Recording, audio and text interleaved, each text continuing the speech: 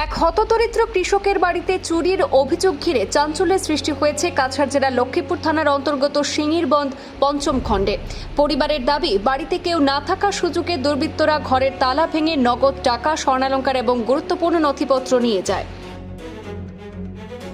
জানা গেছে, স্থানীয় কৃষক বাবুল আহমেদ লস্কর পরিবারের সদস্যদের নিয়ে বাড়িতে তালা দিয়ে এক আত্মীয়ের বাড়িতে গিয়েছিলেন।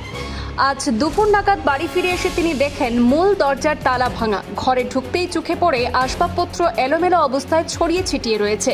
ভাঙা অবস্থায় রয়েছে ঘরে থাকা আলমারির দরজাও। পরিবারের অভিযোগ, আলমারিতে রাখা স্বর্ণালংকার, নগদ অর্থ এবং বেশ কিছু গুরুত্বপূর্ণ নথিপত্র খোয়া গেছে।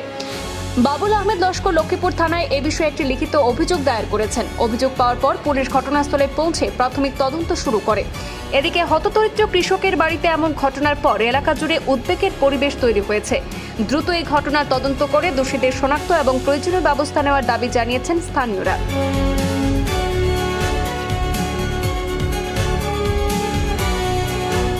গতকালকে রাত্রে 8টার সময় আমরা মা একটু ব্যায়াম শুনিয়া আমরা বিনাকান্দি পার্ট 2 পেশির কানে গেছি গে গোটা ছাড়িয়া।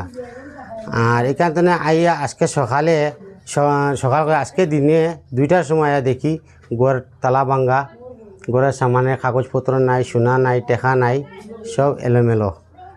ওই সময় আমরা পাড়া প্রতিবেশী জিগাইলাম, তারা কিছু কইতে পারে না। লক্ষ্মীপুর থানা FIR দিছি, তারা ইনকোয়ারি করে আইয়া গেছে। তারা জিগাইছে, সন্দেহ আসেনি। সন্দেহ কইতে কেউ চোখে দেখছি না, কারে সন্দেহ করুন, পাড়া প্রতিবেশী তারাও কইতে পারে না।